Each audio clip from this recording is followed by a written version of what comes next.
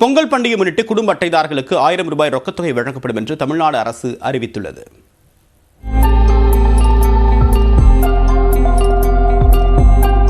தமிழர் திருநாளாம் பொங்கல் பண்டிகை வரக்கூடிய 15ஆம் தேதி கொண்டாடப்பட உள்ளது. இந்நிலையில் பொங்கல் பண்டிகையை சிறப்பாக கொண்டாடிட பொங்கல் பரிசாக 1000 ரூபாய் வழங்கப்படும் என்று முதலமைச்சர் மு.க.ஸ்டாலின் அறிவித்துள்ளார். தொடர்பாக தமிழ்நாடு அரசு வெளியிட்டக்கூடிய அறிக்கையில் மத்திய மாநில அரசு ஊழியர்கள், வருமான வரி செலுத்துவோர், பொதுத்துறை நிறுவனங்களில் பணிபுரிவோர், சர்க்கரை அட்டைதாரர்கள், பொருளில்லா அட்டைதாரர்கள் தவிர்த்து ஏனைய குடும்ப அட்டைதாரர்கள் அனைவருக்கும் 1000 ரூபாய் பொங்கல் பரிசாக நியாய விலைக் கடைகளில் வழங்கப்படும் என்று தெரிவிக்கப்பட்டுள்ளது.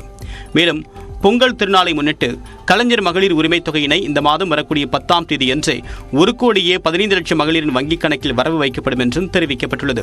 தமிழ்நாட்டில் 1,13 லட்சம் மகளிருக்கு உரிமைத் தொகை வழங்கப்பட்டு வந்த நிலையில் 1000 ரூபாய் உரிமைத் தொகை கேட்டு மேல்முறையீடு செய்தவர்களில் 2 லட்சம் பேருக்கு வரக்கூடிய 10ஆம் தேதி முதல் அவர்களுடைய வங்கிக் கணக்கில் 1000 ரூபாய் வரவு வைக்கப்படும் என்றும் அரசு அறிவித்துள்ளது. இதன் மூலமாக தமிழ்நாட்டில் இந்த மாதம் 1,15 லட்சம் குடும்பத்தினருக்கு தலா 2000 ரூபாய் கிடைக்க வாய்ப்புள்ளது. பொங்கல் திருநாளை முன்னிட்டு வழங்கப்படவுள்ள இலவச வேட்டி சேலைகள் அனைத்து தயார் செய்யப்பட்டு அனைத்து மாவட்டங்களுக்கும் அனுப்பி வைக்கப்பட்டிருப்பதாகவும், பொங்கல் பரிசு தொகுப்புடன் சேர்த்து இலவச வேட்டி சேலைகள் வழங்குவதற்கு தேவையான அனைத்து ஏற்பாடுகளும் செய்யப்பட்டிருப்பதாக தமிழ்நாடு அரசு தெரிவித்துள்ளது. பொங்கல் பண்டிகை முன்னிட்டு 1 கிலோ பச்சரிசி, 1 கிலோ சர்க்கரை, முழு கரும்பு ஆகியவை வழங்கப்படும் என்றும் கடந்த 2ஆம் தேதி தமிழ்நாடு அரசு அறிவித்திருந்தது.